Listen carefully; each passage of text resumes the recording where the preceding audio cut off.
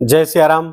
मैं आचार्य राजेश श्री राम जन्मभूमि अयोध्या से। प्रिय दर्शकों, ऊर्जा, उत्साह, साहस, पराक्रम, पुरुषार्थ, क्रोध, अहंकार, लड़ाई झगड़ा, वाद विवाद के कारक भूमिपुत्र मंगल 1 जून की सायंकाल 3:36 पर अपनी वर्तमान जल तत्वीय राशि मीन राशि को छोड़ करके अपनी ही अग्नि तत्वीय राशि और मूल त्रिकोण राशि मेष राशि पर संचरण कर जाएंगे, अर्थात गोचर कर जाएंगे।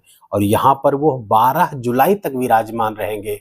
42 दिनों का ये गोचर मंगल का कई मामलों में अति विशिष्ट है, अति महत्वपूर्ण है। मंगल का ये गोचर अपनी ही मूल त्रिकोण राशि पर हो रहा है। अतः आप सब जानते हैं कि कोई भी ग्रह जब अपनी मूल त्रिकोण राशि से गोचर करता है तो उच्च के समान फल देता है। तो मंगल भी इस समय उच्च के समान फल दे रहे हैं। दूसरे, इसी मंगल पर शनि की वक्र दृष्टि, तीसरी दृष्टि पड़ रही है, जिसके कारण से विस्फोटक योग का निर्माण हो रहा है। क्या होगा इसका परिणाम? ये ज्वालामुखी के योग के नाम से भी जाना जाता है। आइए जानते हैं कि इस गोचर का क्या परिणाम होगा वृश्चिक राशि के जातकों के लिए। तो वृश्चिक राशि के जातकों के लिए प्रारंभ में बता दूं कि ये राशिफल आपको आपके चंद्र राशि पर बनाया गया है। यदि आपकी लग्न कुंडली में चंद्रमा 8 नंबर की राशि पर बैठा हो तो आपकी वृश्चिक राशि हुई। लेकिन यदि आपको अपनी चंद्र राशि नहीं पता है तो अपने प्रचलित नाम के आधार पर भी इस वीडियो को देखकर लाभ उठा सकते हैं। एक बात और बहुत गूढ़ बता दूं आपको कि यही वृश्चिक राशि हमारे प्रधानमंत्री नरेंद्र मोदी की भी है। और मंगल का गोचर वृश्चिक राशि के जातकों के लिए मंगल लग्नेश हैं और षष्ठेश हैं और षष्ठम स्थान पर ही विराजमान हो रहे हैं। फलतः एक विपरीत राजयोग यहां पर बनता हुआ दिख रहा है। प्रिय मित्रों, प्रधानमंत्री नरेंद्र मोदी की राशि ये है, इसे बताने का उद्देश्य यही है। इसी वीडियो के माध्यम से आप जान पाएंगे कि मंगल क्या गुल खिलाने जा रहे हैं। देखिए, मंगल यहां पर 6ठे स्थान पर शत्रुहंता योग बना करके बैठे हुए हैं, अर्थात आप अपने समस्त शत्रुओं पर अकेले भारी पड़ने वाले हैं। प्रधानमंत्री नरेंद्र मोदी के साथ भी यही होने जा रहा है। अब 4 जून को जब चुनाव के परिणाम आएंगे, उस समय लग्न पर अर्थात व्यक्तित्व पर आपके मंगल की जहां 8वीं दृष्टि पड़ रही होगी, शनि की 10वीं दृष्टि पड़ रही होगी, मंगल की गुरु की 7वीं दृष्टि यहां से पड़ रही है। फलतः आप अंदाजा लगाइए कि लगभग सभी शुभ ग्रहों की दृष्टि यहां पर पड़ रही है। व्यक्तित्व और पराक्रम उच्च का रहेगा। आइए हम विश्लेषण करते हैं। तो शत्रुओं पर, अपने रोग पर, अपने ऋण पर, अपने शत्रु पर मंगल का यह गोचर आपको हावी कराएगा। आप उस पर हावी रहेंगे, रोग से निकलने का मार्ग निकलेगा। शत्रुओं पर आप पूर्णतः हावी रहेंगे और यदि कोई ऋण है उससे भी निकलने का मार्ग यहां पर मंगल लेकर के आए हैं।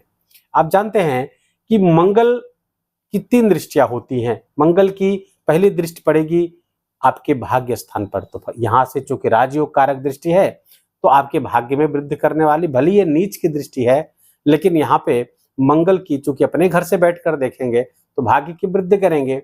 एकादश स्थान पर देखें, द्वादश स्थान पर उनकी दृष्टि पड़ेगी, उनकी 7वीं, जिसके कारण से खर्चे बहुत बढ़ जाएंगे, भागदौड़ बहुत करनी पड़ेगी आपको। थोड़ा सा दान या कुछ मेडिकल पे भी खर्चे आपके हो सकते हैं। और मंगल की जो 8वीं दृष्टि है वो आपके लग्न पर पड़ रही है। व्यक्तित्व में एक विशेष ऊर्जा, विशेष आवेग आप महसूस करेंगे। कभी कभी आप एक विशेष इतनी ज्यादा ऊर्जा हो जाएगी जिसको कंस्ट्रक्टिव मोड़ देना आपके लिए चुनौती भरा होगा। ऊर्जा का इतना विस्फोट होगा शनि की दृष्टि के कारण से, जिसके कारण से आपको अपनी इतनी अपार ऊर्जा मिलने वाली है, उसको एक सकारात्मक मोड़ देने में एक विशेष दक्षता, विशेष कौशल की आवश्यकता होगी। तो उसके लिए ईश्वर की कृपा बहुत अनिवार्य है। हनुमान जी की आराधना करते रहे, उनसे प्रार्थना करते रहे, हे प्रभु आपकी कृपा से जो ये ऊर्जा मिल रही है उसे हम सकारात्मक रूप में उसका इस्तेमाल कर सके, लोक कल्याण में इस्तेमाल कर सके, ये प्रार्थना आपकी निरंतर जारी रहनी चाहिए। अब शनि की दृष्टि के कारण हो सकता है कि आपके पुराने विवाद जो हैं, कोर्ट कचहरी आदि कोई विवाद है वो समाप्त हो, लेकिन नए विवाद ना पैदा हो, इसका आपको ध्यान रखना होगा वृश्चिक राशि के जातकों के लिए। नए विवाद ना पैदा हो, हाँ पुराने विवादों पर आपकी विजय होगी, आपका पल्ला भारी होगा, इसमें कहीं कोई दो राय नहीं है। लेकिन नए विवाद ना पैदा हो, इसके लिए भी आपको प्रयास करने की आवश्यकता है। अब यही मंगल, अब थोड़ा सा हम और माइन्यूट विश्लेषण की तरफ बढ़ते हैं और सूक्ष्म की ओर बढ़ते हैं, तो देखेंगे कि यहीं पर गोचर करते हुए 3 नक्षत्रों पर भी गोचर करेंगे मंगल। कौन कौन से नक्षत्र हैं? पहला नक्षत्र है रेवती नक्षत्र, जिसके स्वामी है बुध, और बुध वर्तमान में केंद्र में गोचर कर रहे हैं। 14 जून के बाद आपके अष्टम स्थान पर गोचर करने लगेंगे। आकस्मिक लाभ की स्थिति बढ़ती हुई दिख रही है, आकस्मिकता की वृद्धि होगी, आकस्मिक लाभ होगा। कहीं एसआईपी में, शेयर मार्केट आदि में कहीं भी आपने कहीं कुछ आपने किया हुआ है तो उसका लाभ आपको प्राप्त होता हुआ दिख रहा है।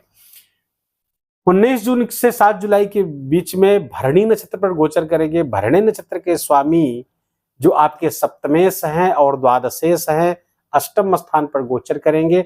द्वादशेश अष्टम स्थान पर उसके नक्षत्र में जब मंगल गोचर करेंगे तो यात्रा कुछ बढ़ा देंगे। कुछ वैदेशिक यात्रा भी आप 12 जुलाई तक आपको करनी पड़ सकती है, विदेश जाना पड़ सकता है। अगर आप प्रयासरत हैं तो उसमें आपको लाभ प्राप्त हो सकता है। रिसर्च आदि के क्षेत्र में कहीं पढ़ाई कोई कर रहे हैं तो वो भी आपके लिए लाभदायक है। वृश्चिक राशि के विद्यार्थियों के लिए भी समय अच्छा है, अनुकूल है, इसका लाभ उठाना चाहिए। मंगल का गोचर आपके लिए प्रतियोगी परीक्षाओं में, कहीं भी कंपटीशन में विजय का योग बना रहा है। कहीं भी कंपटीशन हो, किसी भी तरह की प्रतियोगिता हो, आप विजयी होंगे। आपको अपना पराक्रम पुरुषार्थ चरम पर ले जाने की आवश्यकता है। परम इतना पुरुषार्थ करिए कि उससे अधिक संभव ना हो, तो निस्संदेह आपकी विजय निश्चित है, निश्चित है, निश्चित है। कहीं कोई ग्रह उसमें रोक नहीं सकता। 7 जुलाई के बाद कृत्तिका नक्षत्र पर गोचर करेंगे। कम समय के लिए कृत्तिका नक्षत्र पर रहेंगे, 4 साढ़े 4 दिन, और वो सूर्य का नक्षत्र है। सूर्य इसमें अष्टम गोचर कर रहे होंगे, तो थोड़ा 7 जुलाई से लेकर के 12 जुलाई के मध्य में, और हम तो कहेंगे 27 जुलाई के मध्य तक, 27 जुलाई तक आपको अपने गाड़ी वगैरह जब चला रहे हो तो बहुत सावधान रहने की आवश्यकता है, क्योंकि सूर्य यहाँ गोचर कर रहे होंगे। उन्हीं के नक्षत्र में जब मंगल गोचर करेंगे तो आपको दुर्घटना का योग बना रहे हैं। अच्छा, उपाय क्या करें कि ये दुर्घटना टल जाए और जो कुछ नकारात्मक बातें हो टल जाए? उसके लिए सर्वोत्तम उपाय हनुमान चालीसा का खूब पाठ करिए, ध्यान करिए, भोजन करिए, पूजन करिए। देवी की प्रतिमा का खूब पूजन करें आप। देखिए, मोदी जी भी कन्याकुमारी में गए, देवी जी के सामने, देवी जी माता पार्वती का स्थान है, वहां पर जाकर ध्यान किए।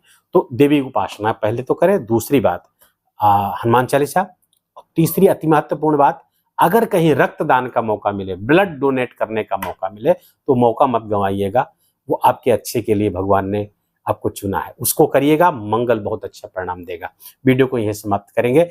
वीडियो अच्छा लगा हो, आपके काम का लगा हो, अब मेरा बोलना आपका सुनना दोनों सार्थक हुआ हो, तो कृपा करके वीडियो को लाइक करिएगा, अपनों के साथ शेयर करिएगा, और कमेंट में बहुत प्रेम से जय सिया राम लिखिएगा। और जय सिया राम लिखने का आग्रह मैं इसलिए करता हूं आपसे कि आप जहां से जय सिया राम लिखेंगे, आप पहुंचेगा अयोध्या भगवान रामलला के चरणों में, और यहाँ से हनुमान जी की कृपा और राम जी की कृपा दोनों आप तक उनका आशीर्वाद पहुंचेगा। आपका खूब कल्याण होगा। चैनल पर आप नए हैं तो इसको सब्सक्राइब कर लीजिए, बेल आइकन की घंटी दबा लीजिए ताकि नए वीडियो का नोटिफिकेशन आप तक पहुंच सके। अपना ख्याल रखिए, अपनों का ख्याल रखिए, माता पिता की खूब सेवा करके उनका आशीर्वाद लीजिए। जय जय सिया राम।